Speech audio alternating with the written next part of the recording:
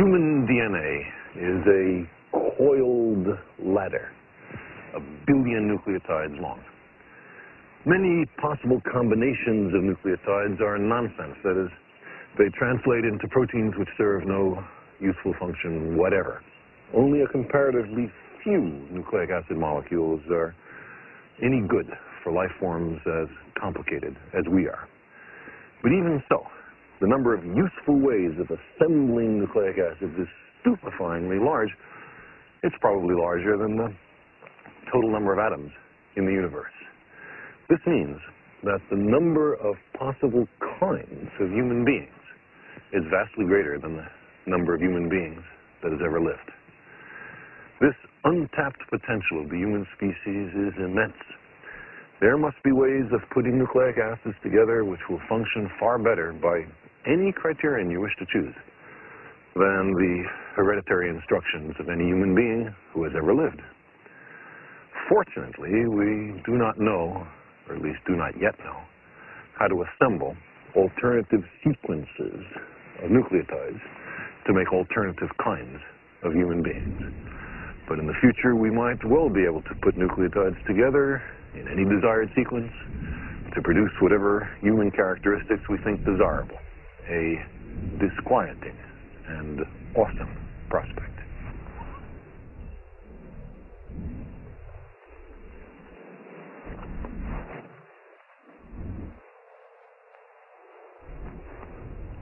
We human beings don't look very much like a tree. We certainly view the world differently than a tree does. But down deep, at the molecular heart of life, we're essentially identical to trees. We both use nucleic acids as the hereditary material. We both use proteins as enzymes to control the chemistry of the cell.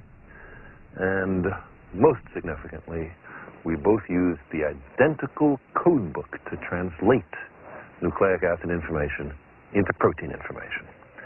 Any tree could read my genetic code. How did such astonishing similarities come about? Why are we cousins to the trees?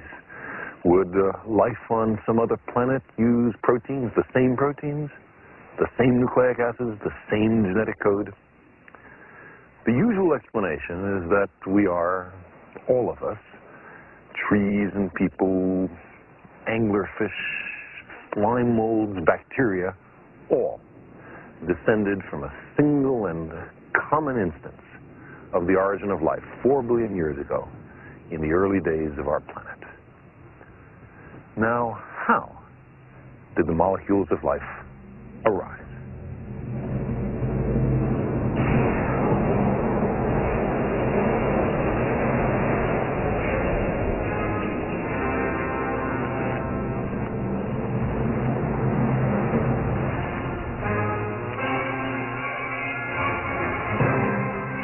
In a laboratory at Cornell University, we mix together the gases and waters of the primitive Earth, supply some energy, and see if we can make the stuff of life.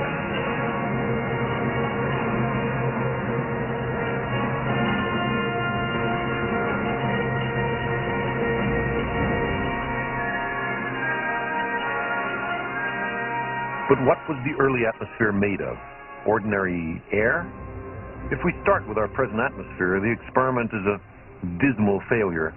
Instead of making proteins and nucleic acids, all we make is smog, a backward step. Why doesn't such an experiment work? Because the air of today contains molecular oxygen. But oxygen is made by plants. It's pretty obvious that there were no plants before the origin of life. We mustn't use oxygen in our experiments because there wasn't any oxygen in the early atmosphere.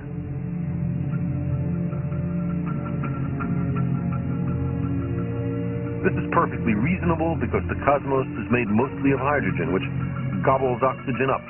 The Earth's low gravity has allowed most of our original hydrogen gas to trickle away to space. There's almost none left. But 4 billion years ago, our atmosphere was full of hydrogen-rich gases, methane, ammonia, water vapor. These are the gases we should use.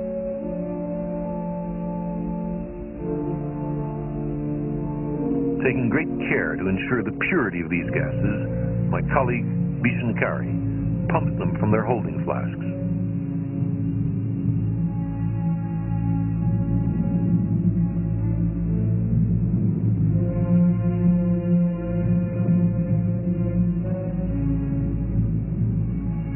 An experiment like this was first performed by Stanley Miller and Harold Urey in the 1950s.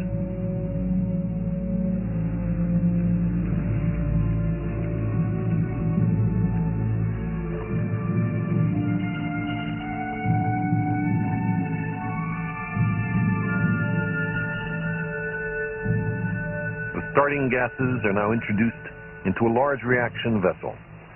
We could shine ultraviolet light on this mixture, simulating the early sun. But in this experiment, the gases will be sparked, as the primitive atmosphere was by early lightning.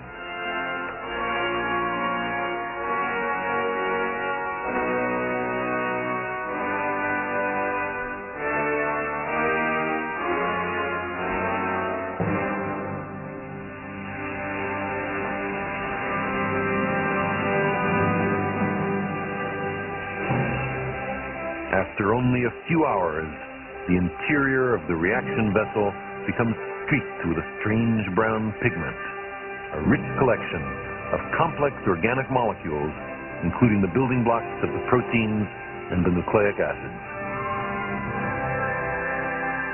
Under the right conditions, these building blocks assemble themselves into molecules resembling little proteins and little nucleic acids. These nucleic acids can even make identical copies of themselves.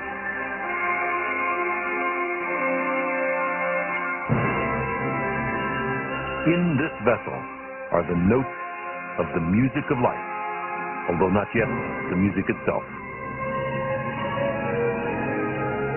Now, no one so far has mixed together the gases and waters of the primitive Earth and at the end of the experiment had something crawl out of the flask. There's still a great deal to be understood about the origin of life, including the origin of the genetic code. But we've only been at such experiments for 30 years. Nature has had a 4 billion year head start.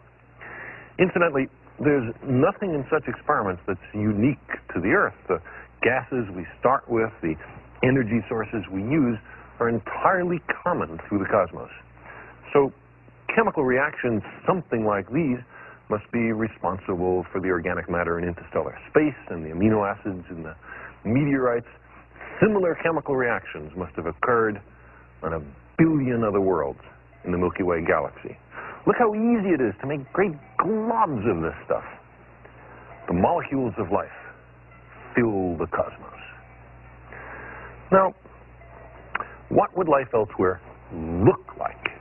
Even if it had an identical molecular chemistry to life on Earth, which I very much doubt, it could not be similar, very similar, in form to familiar organisms on the Earth. The random character of the evolutionary process must create elsewhere creatures very different from any that we know.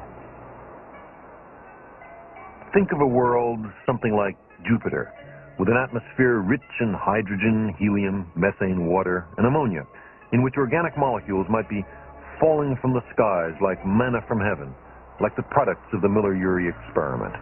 Could there be life on such a world? Well, there's a special problem. The atmosphere is turbulent, and down deep, before we ever come to a surface, it's very hot. If you're not careful, you'll be carried down and fried. So one way to make a living is to reproduce before you're fried. Turbulence will carry some of your offspring to the higher and cooler layers. Such organisms could be very little. We call them sinkers. The physicist E.E. Salpeter and I at Cornell have calculated something about the other kinds of life that might exist on such a world. Vast, living balloons could stay buoyant by pumping heavy gases from their interiors or by keeping their insides warm. They might eat the organic molecules in the air or make their own with sunlight.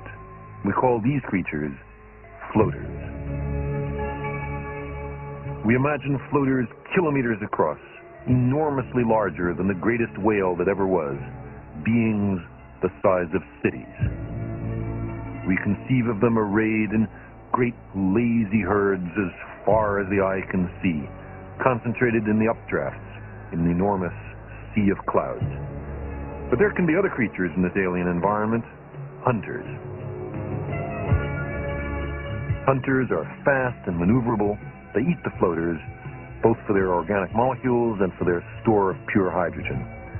But there can't be many hunters, because if they destroy all the floaters, they themselves will perish. Physics and chemistry permit such life forms. Art presents them with a certain reality. But nature is not obliged to follow our speculations. However, if there are billions of inhabited worlds in the Milky Way galaxy, then I think it's likely that there are a few places which might have hunters and floaters and sinkers.